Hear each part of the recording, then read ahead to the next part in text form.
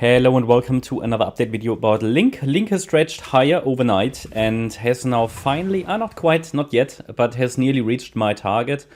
That white target box for this circle wave 5, basically the last wave up in this 5-wave pattern that started in June. So we haven't reached it yet. It's at $20.93, basically $21 plus has been my target for the last few months.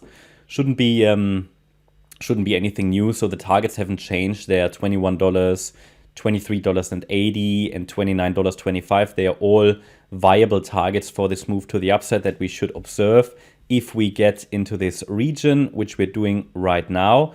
You will remember those targets for Circle Wave 5 have been put onto the chart like weeks or even months ago, actually. So that's good to see that we're getting there. Now let's take a look at the structure overall, and then we take a look at the microstructure. I've made one adjustment, but not because of any invalidation, more because of the price behavior and the shallow pullback we've had. It might indicate that we get one more 4-5 pattern before completing this move to the upside. At least that allows us to add another support zone to the chart after the last one here was triggered and the price reversed at the zone, at the box, at the first support level I gave you, which is good to see. So looking at the 5-wave pattern here, this is still for everybody who's new, obviously. A lot of you know about this structure, but for anybody who's new, LINK produced a 5-wave pattern to the upside, or actually 4 waves only. But now with the latest move up, we have 5 waves.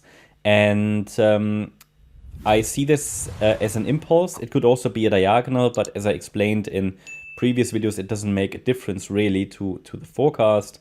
So we can rather trust an impulse a little bit more. Bottom line is, so main takeaway is we have 5 waves to the upside now, and would then add a support area for the wave 2 pullback should we get evidence that this wave 2 has started to unfold, which is not yet the case. Now let's go to the 1-hour chart and let's take a look at the detailed wave count. So you see here the value of the analysis, because we can identify levels that are often respected by the price in these price increases, for example, also in declines, in downtrends and uptrends. And the key levels that we identify with the Elliott wave method, they allow us to understand when the trend breaks, and they keep us on the right side of the trend. Now you can see how we're basically moving up the stairs here, step by step towards our target area.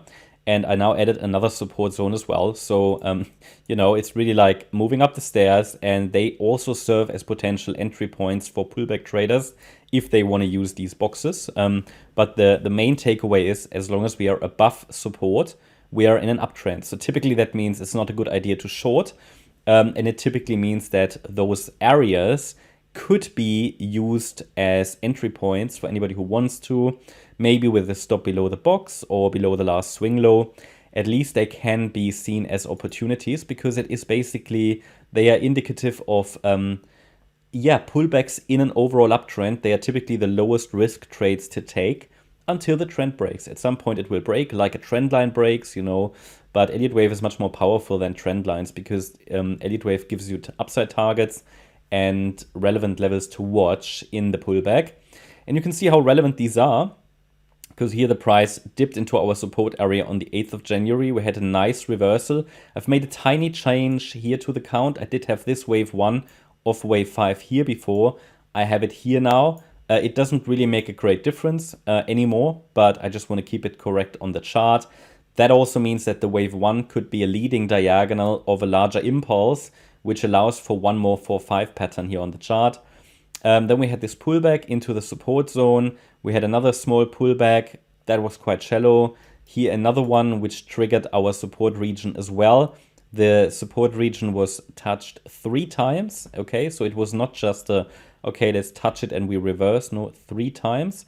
And but that was quite shallow. But because it was so shallow still, I'm leaning to the idea that we haven't even seen this 4th wave, okay?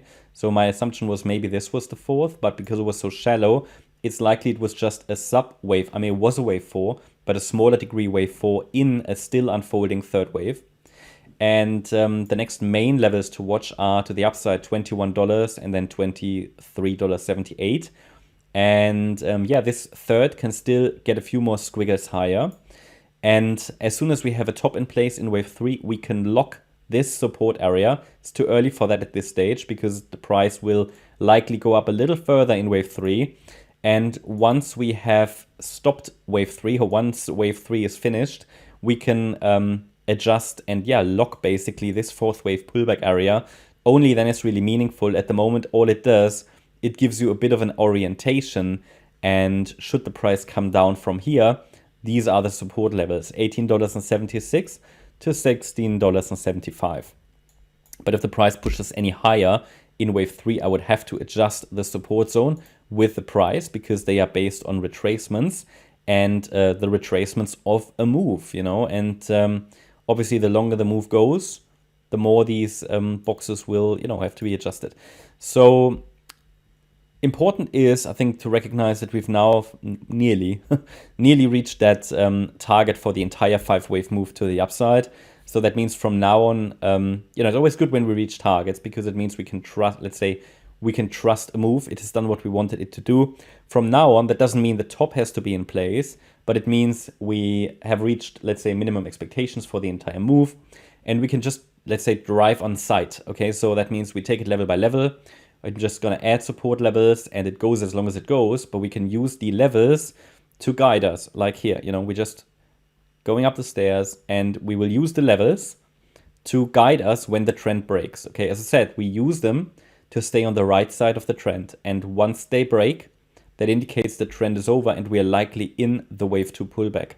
Good news is we've seen 5 waves to the upside, especially on the 4-hour chart. We can see a 5-wave pattern.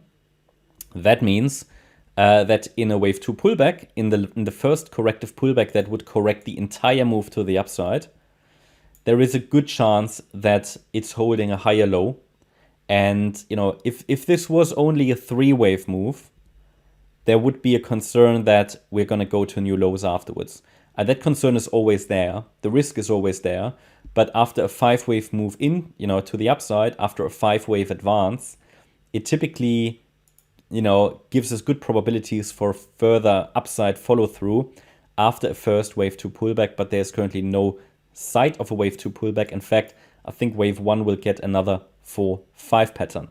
That's my update about Link. Hope you liked the update. If you did, please hit the like button, leave a comment and subscribe. And if you really like the content, then please check out the channel membership. Also, make sure that you follow us on Instagram and Twitter for additional content. Here you can find short-term updates, additional content about mindset, trading, technical analysis, news, and so on. Thanks a lot for watching. Bye-bye.